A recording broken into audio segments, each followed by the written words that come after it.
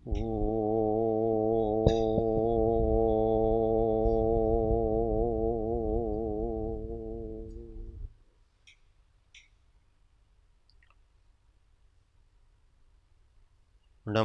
अरिहन्ताणं नमो सिद्धाणं नमो आयर्याणं नमो उवज्जायाणं नमो लोये सव्वसाहुणम् एषो पञ्चणमुक्कारो सव्वपावपणासनो मङ्गलाणं च सव्वेसिं परमं हवै मङ्गलम्।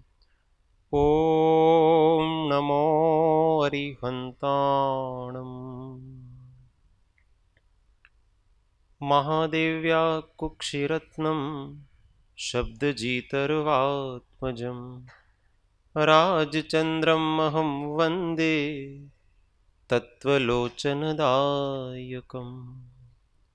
जे स्वरूप समजा विना पाम्यो दुःख अनंत समजाव्યું તે પદ નમો શ્રી સદ્ગુરુ ભગવંત પરાત્પર ગુરુવે નમઃ પરંપરાચાર્ય ગુરુવે નમઃ પરમ ગુરુવે નમઃ સાક્ષાત પ્રત્યક્ષ સદ્ગુરુવે નમો નમઃ।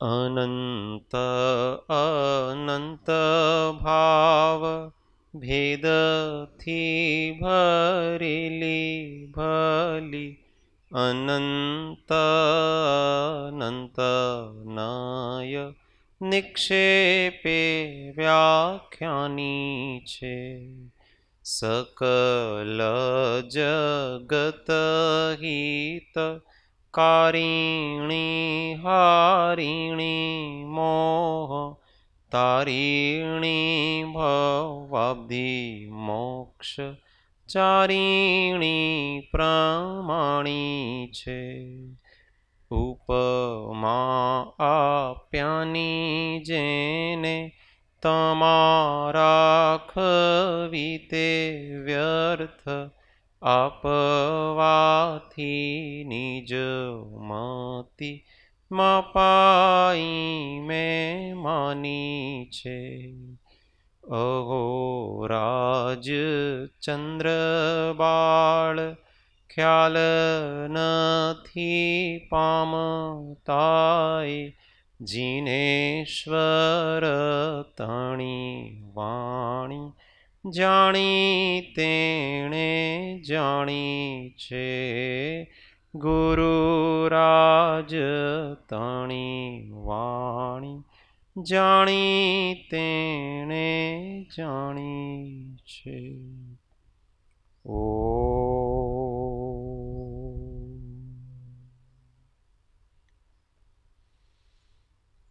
जय सद्गुरु वंदन जय सद्गुरु।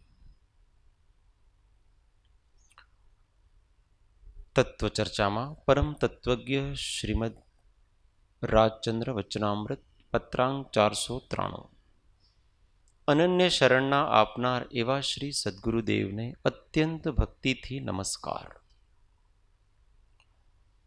पृष्ठ 395 छेल्लो फकरो। जो कदी प्रगटपणे वर्तमान में केवल ज्ञाननी उत्पत्ति थई नथी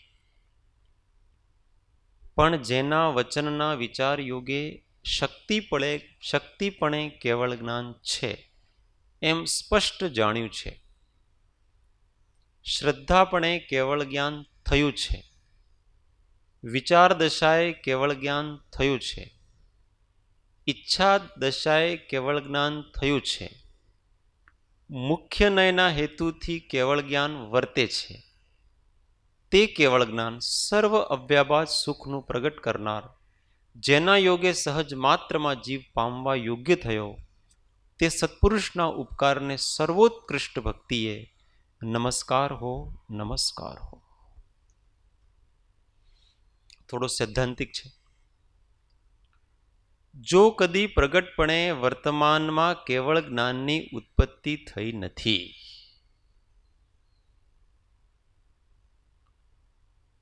वर्तमान में मतलब इस पंचम काल में भरत क्षेत्र में इस पंचम काल में भरत क्षेत्र में किसी को भी केवल ज्ञान अभी हुआ नहीं है, होता नहीं है। किसको? तो जिसने पंचम काल में जन्म लिया है उसको।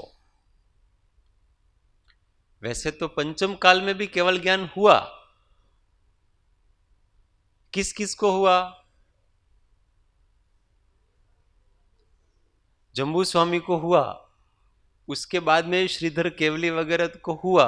इसलिए हुआ कि उन्होंने जन्म तो चौथे काल में ले लिया था, क्योंकि महावीर भगवान के जाने के बाद 3 साल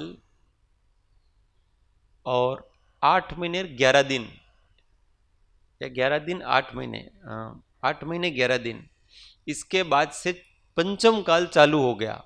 अब उन्होंने जन्म तो पहले ले लिया था, इसलिए केवल ज्ञान उनको हो सकता था, इसलिए उनको केवल ज्ञान हुआ। तो केवल ज्ञान तो पंचम काल में ही हुआ, परंतु यहां पंचम काल में जन्म लेने वाले को यहां पर केवल ज्ञान होता नहीं है, ऐसा सर्वज्ञ देव ने कहा है। कहां पर नहीं होता है? भरत क्षेत्र में नहीं होता है। अगर कोई यहां से, यहां पर वर्तमान में विदेह क्षेत्र से कोई मुनिराज आए और यहां बैठ करके ध्यान करके श्रेणी चढ़ के केवल ज्ञान होके मोक्ष जा सकते हैं अभी भी, इसका अर्थ यह है कि क्षेत्र से संबंध नहीं है कुछ भी। ज्ञान का संबंध क्षेत्र से नहीं है, और ज्ञान का संबंध काल से भी नहीं है। ज्ञान का संबंध जीव की योग्यता से है। इस काल में ऐसे जीव जन्म लेते हैं जिनकी योग्यता केवल ज्ञान प्राप्त करने की नहीं होती है, इसलिए केवल ज्ञान नहीं हो रहा है। काल बेचारा कुछ नहीं करता।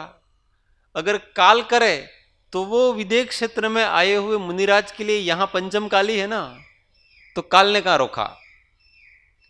और उनके लिए ये भरत क्षेत्र है तो क्षेत्र ने कहां रोका? न काल रोकता है न क्षेत्र रोकता है, कोई रोकता नहीं है। जीव की योग्यता उसको रोके रखी। तो जिनकी योग्यता केवल ज्ञान प्राप्त करने की नहीं होती है, ऐसे जीव पंचम काल में यहां पर जन्म लेते हैं।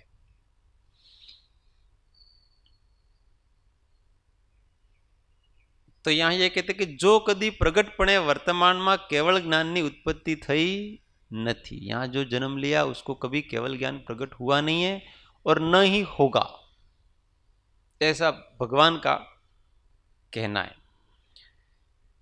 पण जेना वचनना विचार योगे शक्तिपणे केवल ज्ञान छे एम स्पष्ट जाण्યું છે।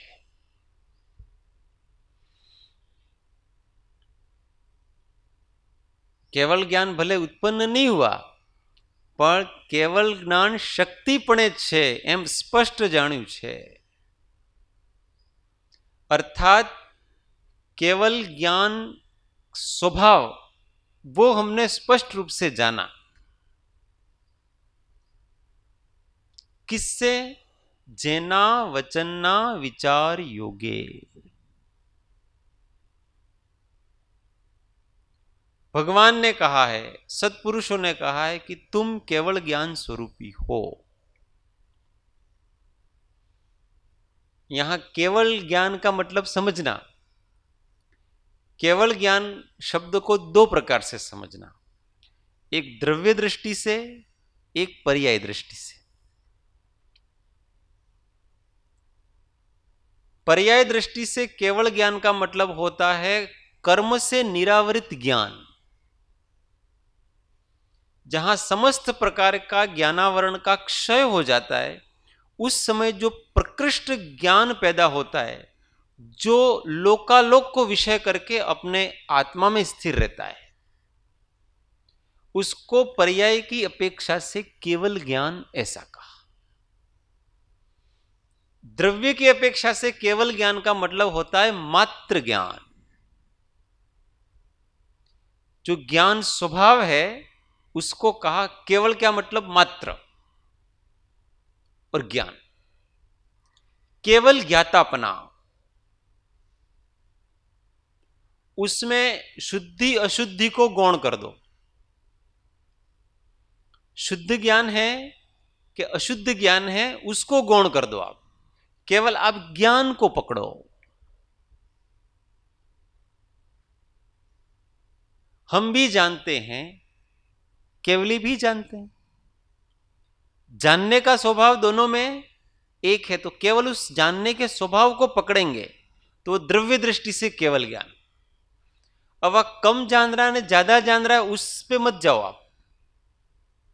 कम ज्यादा तो होता रहेगा ज्ञान। हमको अधिक भी नहीं जानना है, हमको कम भी नहीं जानना। हमको कोई पदार्थ थोड़ी जानना है, हमको तो अपने स्वभाव को जानना है, और वो भी अपने पास है।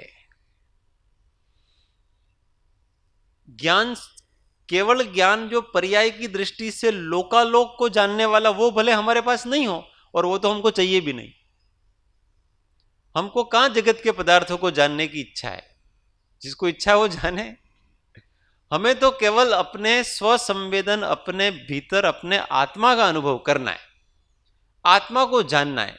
इसके लिए हमको लोकालोक को जानने की जरूरत नहीं है,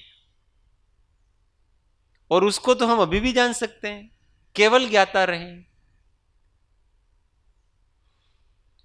हमारे ज्ञान में कोई भी ज्ञेय आए, हम उस ज्ञेय से प्रभावित नहीं होकर के मात्र सहज शांत बने रहें। इसका नाम द्रव्य की दृष्टि से केवल ज्ञान।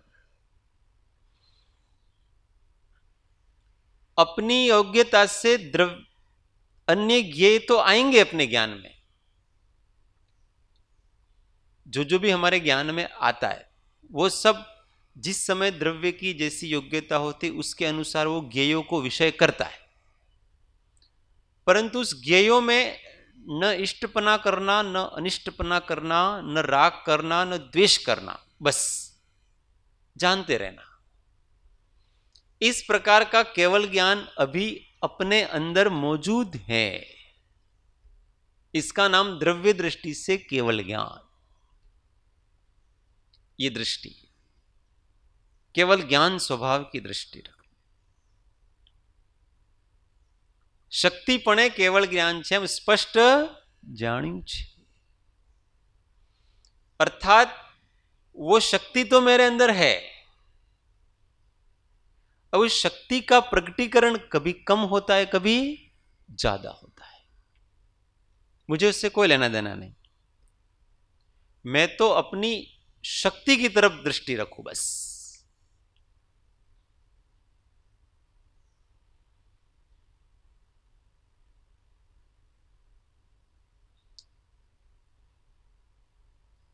किसी राजा के पास चक्र रत्न है। जिसके पास चक्र रत्न होता है ना, उसको चक्रवर्ती कहते हैं। दुनिया में अजेय होता है वो।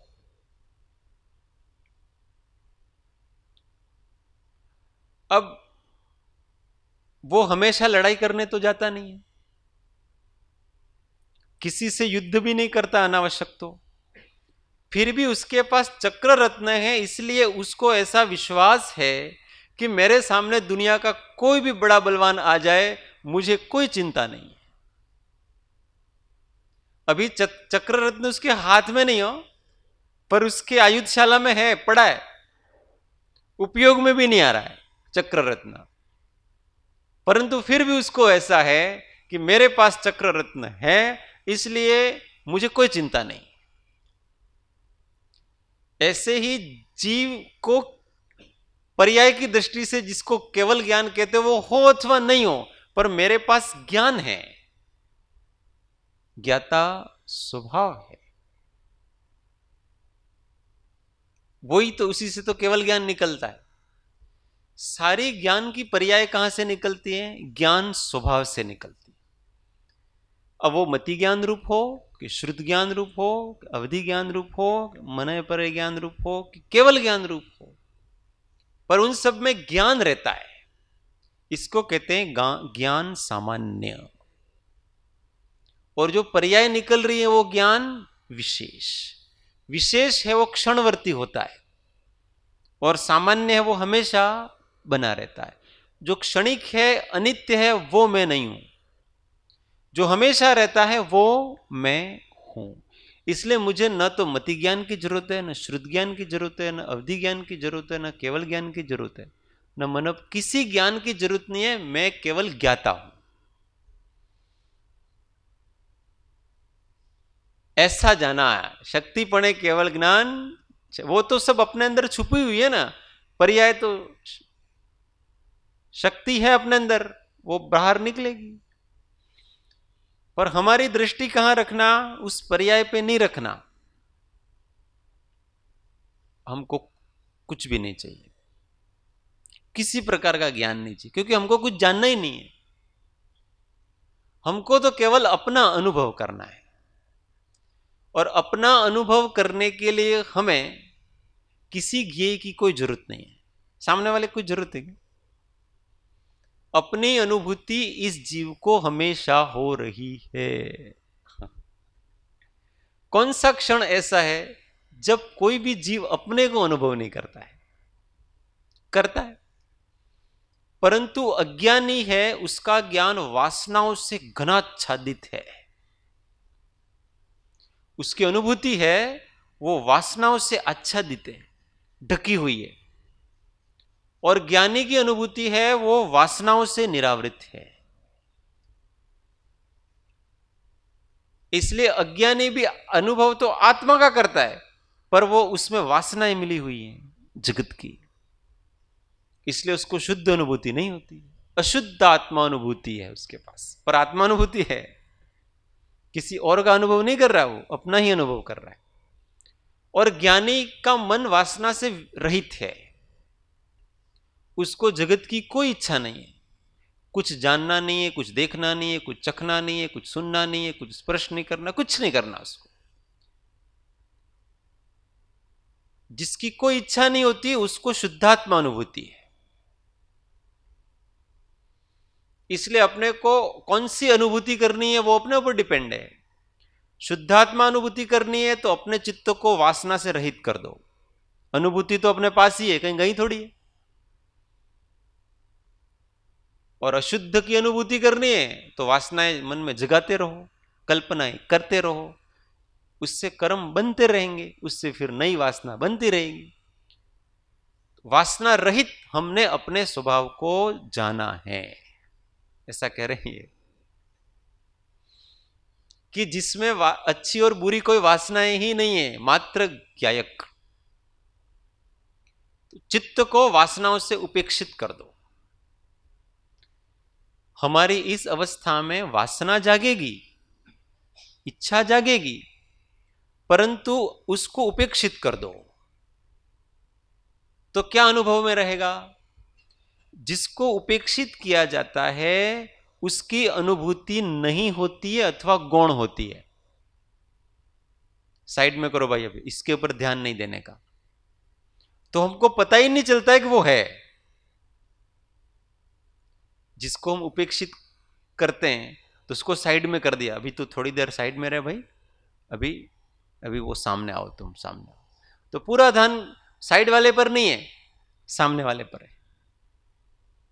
तो हमने सामने अपने स्वभाव को कर दिया, वासनाओं को गौण कर दिया। चल रही है, नहीं चल रही है ऐसा नहीं है, अंदर अबुद्धि पूर्वक वो वासनाएं चल रही हैं, परिणामों में हो रही हैं, परंतु फिर भी उसकी तरफ उपयोग नहीं है, क्योंकि उपेक्षित करके रखा है। तुम्हारा कोई महत्व नहीं है हमारे जीवन में, इसलिए उपयोग अपने स्वभाव को पकड़ रहा है। और अंदर जो सूक्ष्म रूप से जो चल रही हैं तो चल रही हैं, चलो, हमें कोई लेना देना नहीं। ऐसे ज्ञानी अपने आत्मा की अनुभूति करता है, हमेशा उपयोग को स्वच्छ रखता है, उपयोग में अपने ज्ञान स्वभाव को पकड़ करके रखता है, ज्ञायक भाव को पकड़ के रखता है, दृष्टा को पकड़ के रखता है, दृष्ट से उपेक्षित हो जाता। वही दृष्टा के ऊपर दृष्टि करो, दृश्य से हटा करके दृष्टा के ऊपर दृष्टि करो। दृश्य कितना भी मनोहर हो अथवा कितना भी कुरूप हो, अमनोहर हो, उसकी तरफ हमको कोई लेना देना नहीं है, उससे न राग है न द्वेष है, दृष्टा है वो मुख्य है। केवल हम ज्ञान होकर के रहें, ज्ञाता होकर के रहें, शांत होकर के रहें, ऐसा केवल ज्ञान कहते हमें स्पष्ट जान्યું છે ऐसा कहते हैं, क्योंकि स्वभाव पकड़ में आ गया उनको। श्रद्धापणे केवल ज्ञान थયું છે। दूसरी बात, श्रद्धा का मतलब विश्वास, स्वीकार, स्वीकार कहो, विश्वास कहो, श्रद्धा कहो, प्रतीति कहो, दर्शन कहो, एक ही बात है। दर्शन का मतलब होता है अपनी दृष्टि उसकी तरफ झुकी हुई है। दृष्टि किसकी तरफ झुकती है, झुकी हुई होती है? जहां हमारी रुचि होती है। श्रद्धा, दृष्टि, रुचि, ये सब एकार्थवाचक है। उत्साह, उसको दूसरा शब्द लो, उत्साह। तो हमारा सम्यक दृष्टि का उत्साह कहां होता है? बाहर के दृश्य में नहीं होता है। उसका उत्साह हमेशा अपने शांत निराकुल स्वभाव में, समत्व भाव में रहता है।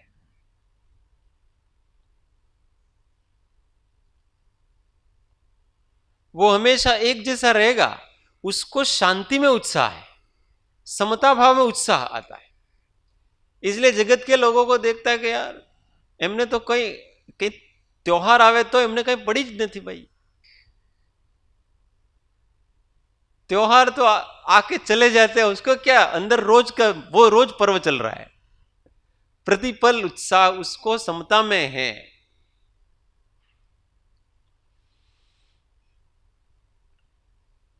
जन्म दिवस आते हैं और जाते हैं। आत्मा अनादि अनंत है। कोई उत्साह नहीं। क्यों उत्साह नहीं? क्योंकि ये वास्तव में उत्साह नहीं है, हतोत्साह है।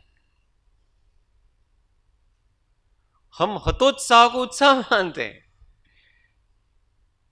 जन्म दिवस आया, जन्म लेने को अच्छी बात है क्या? तो भगवान को क्यों करते हैं ऐसे? जन्म जरा मृत्यु विनाश नाय जलम निरूपामि। अच्छी बात को विनाश क्यों कर रहे हैं अपन? उल्टा विरोधाभास। जन्म लेने को हम खुद अनिष्ट मान रहे हैं क्योंकि मृत्यु होगी। उस अनिष्ट चीज में काहे का उत्साह? मनुष्य जन्म क्यों जरूरी है? हमको तो मनुष्य जन्म भी नहीं चाहिए, हमको तो केवल मोक्ष चाहिए। पर होता है वो बात अलग है। हमको कोई इच्छा नहीं है कि मनुष्य का जन्म की भी इच्छा नहीं है, कि देव के जन्म की भी इच्छा नहीं है, कि नारकी के जन्म की भी इच्छा नहीं है, कि न तिर्यंत के जन्म की इच्छा ही नहीं है। ज्ञानियों को जन्म की इच्छा नहीं रहती है। इच्छा नहीं रहती है, इसलिए जब तक थोड़ी शुभ वासनाएं बची हुई होती हैं, इसलिए उनको उत्तम जन्म मिलता है। मनुष्य आदि का इच्छा से नहीं मिलता है। कोई भी सर्वोत्कृष्ट वस्तु इच्छा से नहीं मिलती है, अनिच्छा से ही मिलती है सब चीज। और अगर हम अपनी इस पर्याय की उत्पत्ति के समय में अगर हम उत्साह करेंगे तो वो हतोत्साह है। हतोत्साह और उत्साह में क्या अंतर है पता है? हतोत्साह में आकुलता रहती है और आत्मा में उत्साह जागता है ना, वीरी का स्फुरण, तो उसमें हमेशा शांति बनी रहती है, निराकुलता बनी रहती है। विशेष नहीं, सामान्य। उसकी दृष्टि हमेशा सामान्य में है, विशेष में नहीं है। दिन कोई विशेष थोड़ी होते हैं। फिर भी व्यवहार की जगह है, पर दृष्टि हमेशा सामान्य की तरफ। इसलिए भगवान का कल्याणक, जन्म कल्याणक देव मनाएंगे, गर्भ कल्याणक मनाएंगे, तब कल्याणक। भगवान क्या कर रहे हैं? भगवान को देखो उस समय दूसरे लोग बड़े उत्सव मना रहे हैं उनका। गाजे बाजे वो इंद्रदेव भी आ रहे हैं, एरावत हाथी पे आ रहा है ना, इतना जबरदस्त उत्सव होता है। भगवान क्या कर रहे हैं उस समय? भगवान उत्साहित होते हैं कि सहज सामान्य है? उनके तो चेहरे पर जरा शिकन तक नहीं आती उसकी, शांत बने रहते हैं।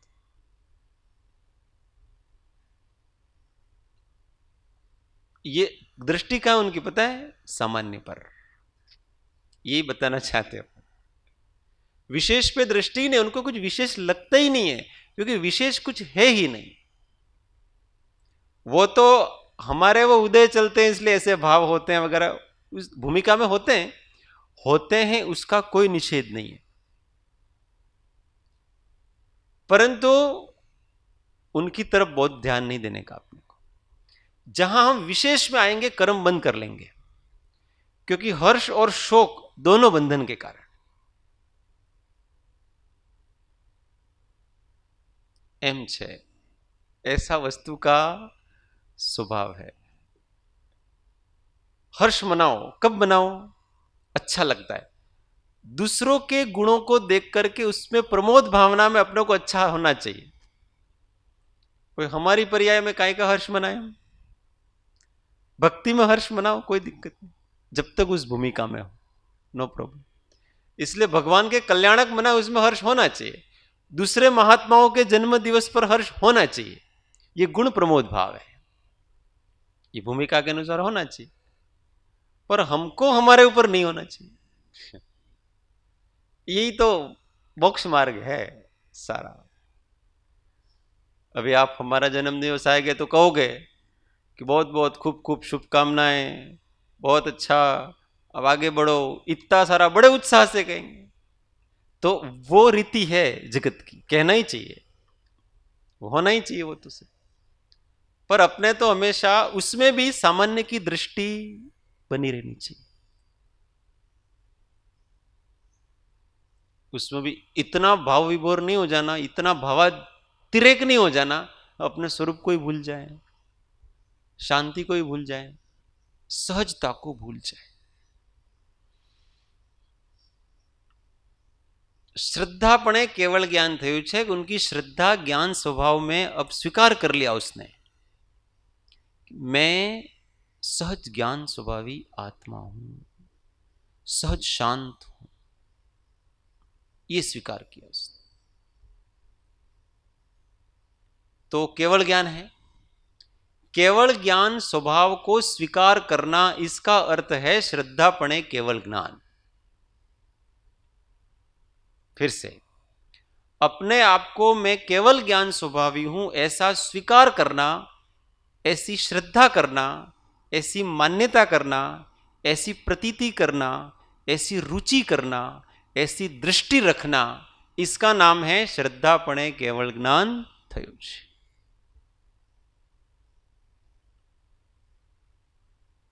तो अब हमारी रुचि केवल अपने स्वभाव में है, अन्य कहीं रुचि नहीं। हम हमेशा उसको संभाल के रखेंगे, बाकी जो होना है वो तो अपने समय पर होता रहेगा। अपने घर को संभाल करके रखना। विचार दशाए केवल ज्ञान थયું છે। अब फिर से बात है, विचार दशाए केवल ज्ञान थયું છે। विचार दशा का मतलब क्या होता है कि हमारे उपयोग में, अभी यहां तो दृष्टि में था, अब यहां उपयोग की बात आ गई। विचार है वो उपयोग की पर्याय है, मतलब ज्ञान दर्शन अर्थात मति शुद्ध ज्ञान, इन दोनों को विचार कहते हैं। और ये ही उपयोग है वर्तमान में हमारा, क्योंकि हमारे पास अभी दो ही ज्ञान है, मति ज्ञान और शुद्ध ज्ञान। उसका जो उन दोनों को मिलाओ तो वो हो गया उपयोग। दर्शन को छोड़ दो क्योंकि वो एक समयवर्ती होता है। तो उस उपयोग की अपेक्षा से हमको केवल ज्ञान थયું છે, मतलब जो हमारे विचार हैं, हमारे उपयोग में केवल अब हमारा स्वभाव रहता है, उसी का चिंतन रहता है, उसी का मंथन रहता है, उसी का निधिध्यासन रहता है, उसी का ध्यान रहता है। हमारे उपयोग में हमेशा वो ही चला करता है, और कोई चीजें हमारे उपयोग में रहती नहीं, बस वो चिंतन के रूप में है।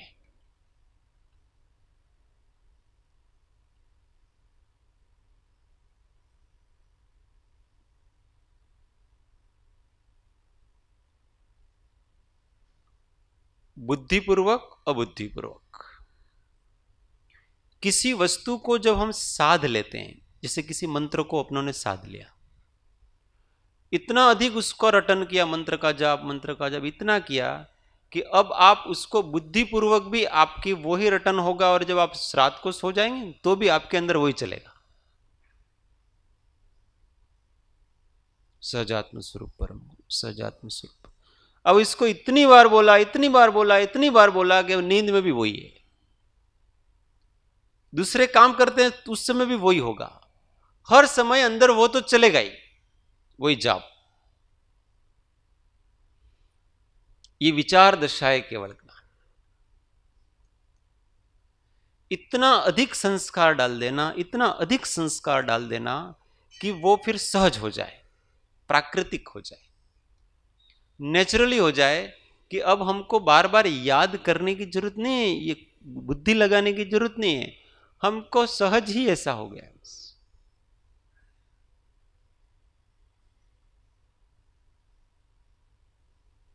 कोई कोई ऐसा होता है ना यार, इसको देखते नहीं, इसको हमने कभी गुस्से में देखा ही नहीं, क्योंकि वो उसने इतनी प्रैक्टिस की है शांत भाव की, उसको आता ही नहीं गुस्सा, उसको कभी अभिमान करते देखा ही नहीं, उसने उसकी इतनी प्रैक्टिस की है मार्दव भाव की, उसको अभिमान आता ही नहीं। ये प्रैक्टिस करनी पड़ती है, अभ्यास। ये सब सहज हो जाना चाहिए अपने जीवन। जैसे विकार सहज हो गए, सहज हो गए विकार, लाने नहीं पड़ते हैं, आ जाते हैं। ऐसे ही हमको अपनी आत्मदृष्टि, शांत भाव, ज्ञान भाव, दृष्टा भाव, ज्ञाता भाव, ज्ञायक भाव, चैतन्य भाव, स्वभाव, आनंद भाव, शुद्ध भाव, ये लाना नहीं पड़े, ये हमेशा अपने बना रहे। संयम भाव, वीतराग भाव, वैराग भाव, जितने कितने भाव है, याद नहीं करना, ओ तो चुकी गयो भाई। बहुत होता है ना ऐसा, विकार आ जाता है फिर बाद में, अरे यार चुक थी गई, खबर नहीं पड़ी, बाद में याद आता है, हो गया काम। तो ठीक है, वो भी अच्छा है, कम से कम बाद में तो याद आया। ये भी एक साधक दशा है। अब उसको धीमे धीमे कम करते जाएं अपन, अब बाद में नहीं, तुरंत याद आए, फिर धीमे धीमे उस दोष को करते हुए ही वो याद रहे अपने को, फिर धीमे धीमे दोष को करने के पहले ही आत्मा स्मरण में आ जाए, दोष हो ही नहीं। इसलिए ये प्रैक्टिस, अभ्यास से सब होता है।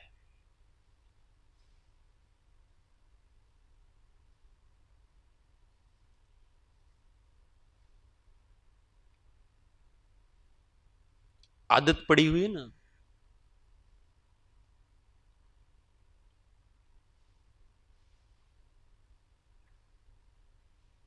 एक राजा ने शर्त लगाई कि हमारे राजमहल में एक बकरा है, और वो बकरा दिन भर कुछ न कुछ खाता ही रहता है, घास खाता रहता है। इसको खाना बंद कराना है, कौन करा सकता है? घास सामने पड़ी हो तो भी ये घास नहीं खाए, भोजन उसके सामने पड़ा हो तो भी ये भोजन नहीं करे, ऐसा कौन करके दिखाएगा?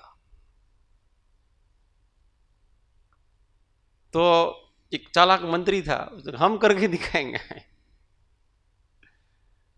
पर घास डालो फिर भी नहीं खाना चाहिए। तो उसने कहा ठीक है, पर मुझे इसके लिए 15 दिन चाहिए, मैं करके बताऊंगा। आपको कि ये घास सामने होगी तो भी नहीं खाएगा। फिर उसने प्रैक्टिस चालू करी, घास लेके गया, बहुत अच्छी हरी हरी, उसके सामने डाला, वो जैसे ही खाने गया उसके मुंह पे जोर के थप्पड़ लगाए।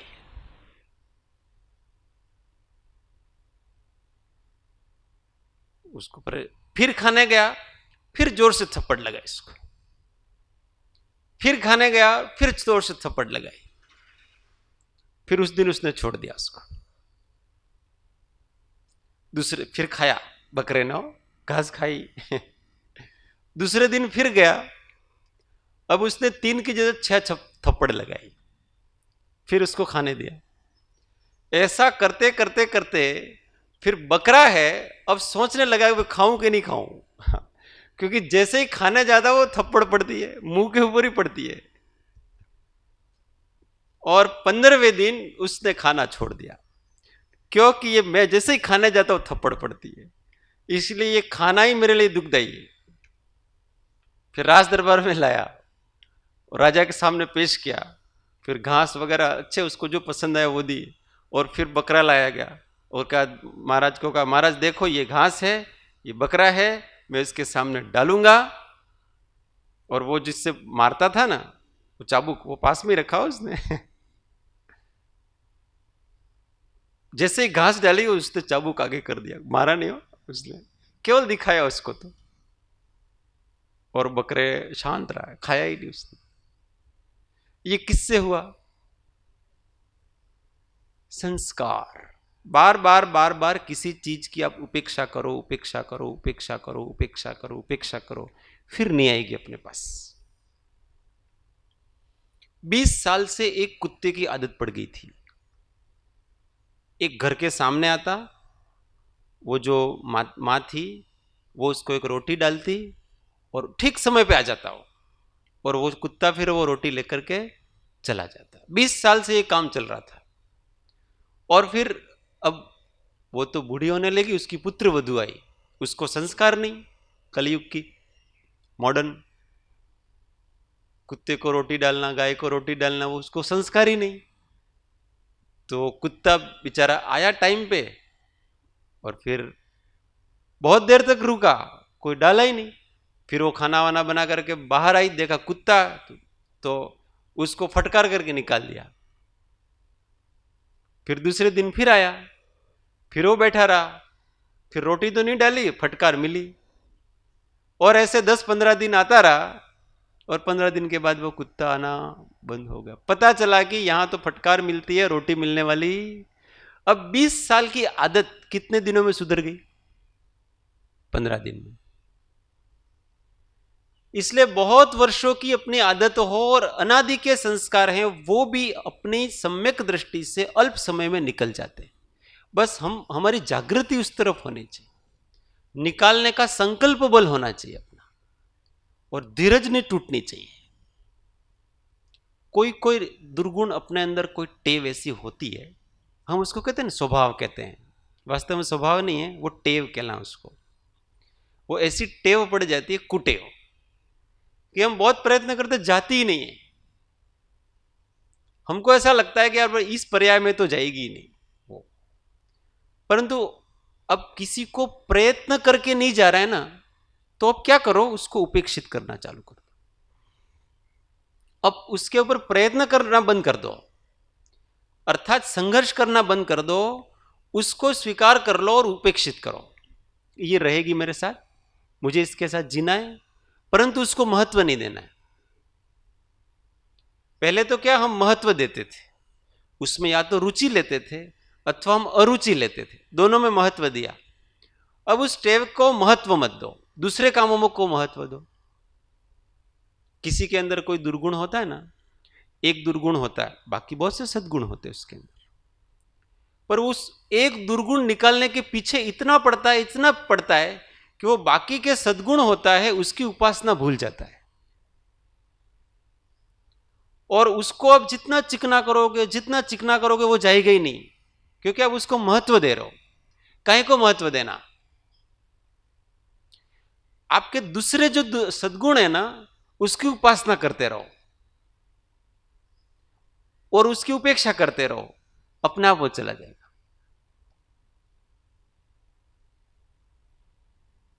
बहुत सौ को, जैसे एग्जाम्पल, दृष्टांत, कोई चीज है, जैसे किसी चीज का स्वाद, कोई स्वाद उसको ऐसा अच्छा लगता है ना, कोई व्यंजन टेस्ट में वो चाहिए ही चाहिए। अब उसने बहुत प्रयत्न किया पर वो स्वाद जाता ही नहीं है, संस्कार ही नहीं जाते उसके। किसी को मिर्ची खाने की आदत पड़ जाती है, किसी को चाय का स्वाद की आदत पड़ जाती है, किसी को आइसक्रीम की आदत पड़ जाती है, और उसने कहा कि जब तक ये नहीं जाएंगी तब तक मैं चैन से नहीं बैठूंगा। अब उसने बहुत प्रयत्न किया पर वो चाय की आदत जाती ही नहीं। अब इससे इतना दुखी है, इतना दुखी है कि उसका पूजा में मन नहीं लगता है, स्वाध्याय में मन नहीं लगता है, क्योंकि अभी अभी वो चाय का टाइम होगा ना, अभी वो वापस तलब आएगी। तो अब इसको इतना महत्व क्यों दे रहे हो? आपने प्रयत्न करके देख लिया कि आपके प्रयत्न साध्य अभी नहीं है, आप दूसरे कामों को इतने चिवट से करो, स्वाध्याय को एकाग्रता से करो, पूजा को एकाग्रता से करो, और बिना रुचि के जब समय हो चाय पी के आ जाओ, आ जाओ आप चाय पी के, कोई दिक्कत नहीं। उस समय भी आप दृष्टि बराबर बनाए रखो, आत्मा पर अनुसंधान करते रहो। ये अनुसंधान करते करते एक दिन वो चाय फीकी पड़ जाएगी, आपको उसकी आवश्यकता ही नहीं लगेगी। उपेक्षा करें चीजों की, पहले प्रयत्न करें, नहीं होता है उपेक्षा करें। पाप के 4 हथियार ऐसे हमको पढ़ाते थे पहले, पाप के 4 हथियार। निंदा, एक निंदा होती है, निंदा, तुष्टि, उपेक्षा, श्रद्धा। पाप को मतलब पुण्य को हराना है, उसको धर्म को हराना है, तो पाप अपने 4 हथियार लेता है काम में। पहले निंदा लेता है,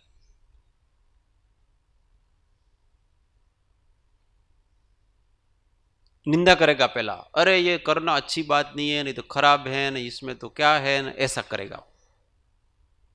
अब कोई कोई जो चलित हो जाता है धर्म से, कोई चलित नहीं होता है, कितनी भी निंदा करो उसके मार्ग की, मीराबाई जैसे पहले निंदा करी लोगों ने उनकी।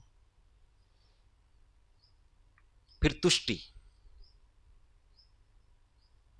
नहीं उसके पहले हत्या,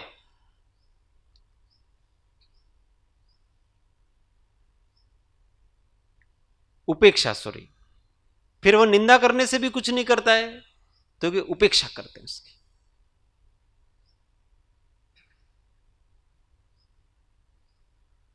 अरे यार जाने दो, बेकार के लोग हैं ये, तो इनका काम ही यही सत्संग करना, भक्ति करना, भजन करना, बेकार का टाइम वेस्ट होता है, उनके जो करना वो करो, ये उपेक्षा कर दी उसने।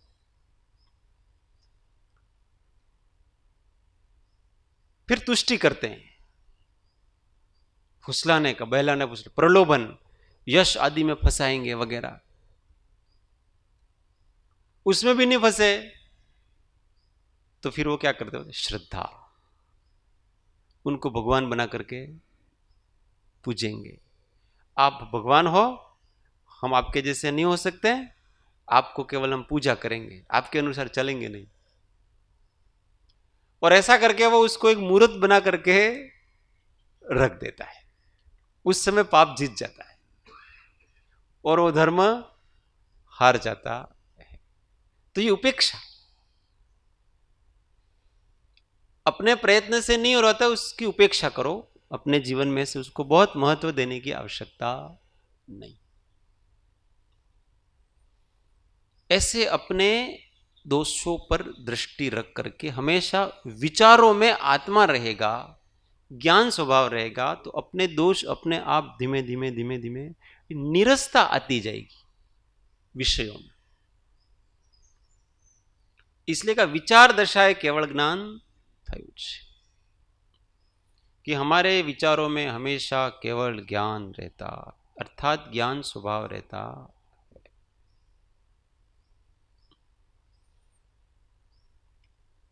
समय पूरो थाय छे। नेक्स्ट कल इसका समापन, शपथ का पत्र का समापन बहुत दिनों से चल रहा है, कल समाप्ति कर।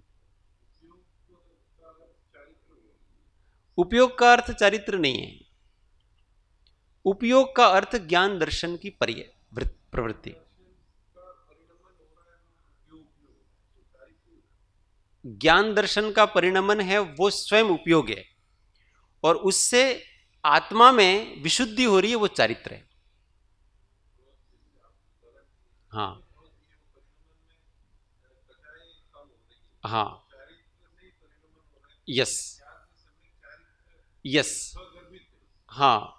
तो इसलिए तो कहा ना कि चारित्र हमेशा दर्शन और ज्ञान पूर्वक होता है, क्योंकि हमारा उपयोग जहां है वैसे परिणाम होंगे ना। हमारे जैसी श्रद्धा है और हमारे जैसे विचार हैं, उसी प्रकार से हमारे भाव होंगे, परिणमन होगा। हाँ, क्रिया की तो कोई प्रमुखता ही नहीं है, पहली बात। और वास्तव में क्रिया का अर्थ हम बाह्य क्रिया लेते हैं। क्रिया का अर्थ है आत्मा का आचरण। तो आत्मा का आचरण तो हमेशा भाव रूप है। तो विशुद्ध भाव है वो ही आत्माचरण है, वही आत्मा की क्रिया है। जहां ऐसा कहा ना, ज्ञान क्रियाभ्याम मोक्ष मार्ग, ज्ञान और क्रिया।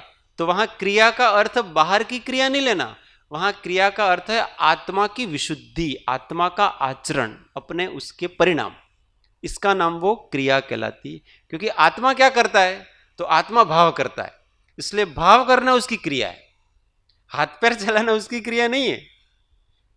पर हाथ पैर चलाने से हमारे भावों की विशुद्धि होती है, तो हाथ पैर चलते हैं, तो वो तो उपचार से क्रिया है।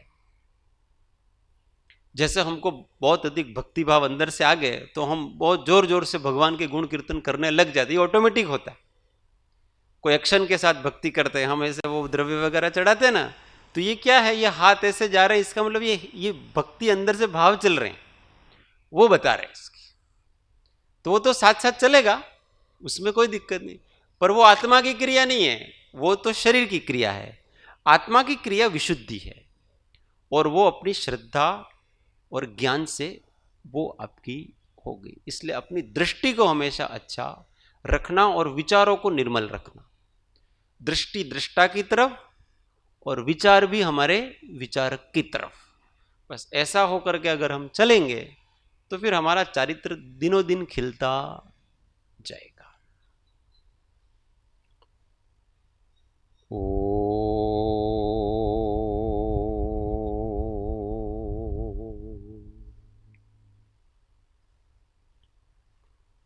मनवाळ्यु वळे सद्गुरुवर थी, मनवाळ्यु वळे मनवाळ्यु वळे सद्गुरुवर थी, मनवाळ्यु वळे सद्गुरुवर थी, निज अनुभव थी, सद्गुरुवर थी, सद्गुरुवर थी, निज अनुभव थी, सद्गुरुवर थी, निज अभ्यास अने वैराग्य थकी, अभ्यास अने वैराग्य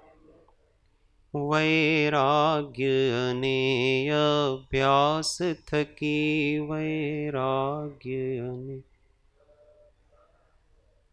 मनवाळ्यु वळे सद्गुरुवर थी, मनवाळ्यु सद्गुरुवर।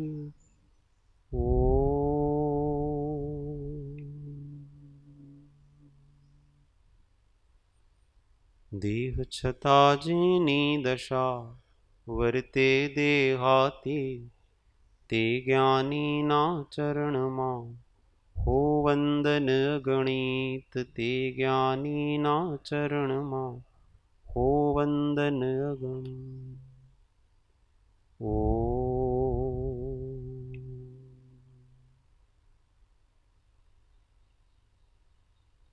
1 मिनट मौन आत्म अनुसंधान। ओ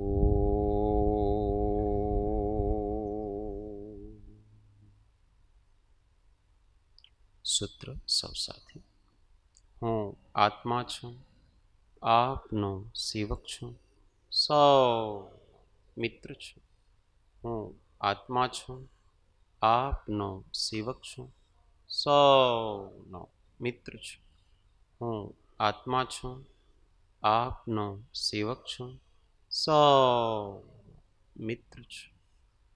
ઓમ શાંતિ શાંતિ શાંતિ. જય સદગુરુ.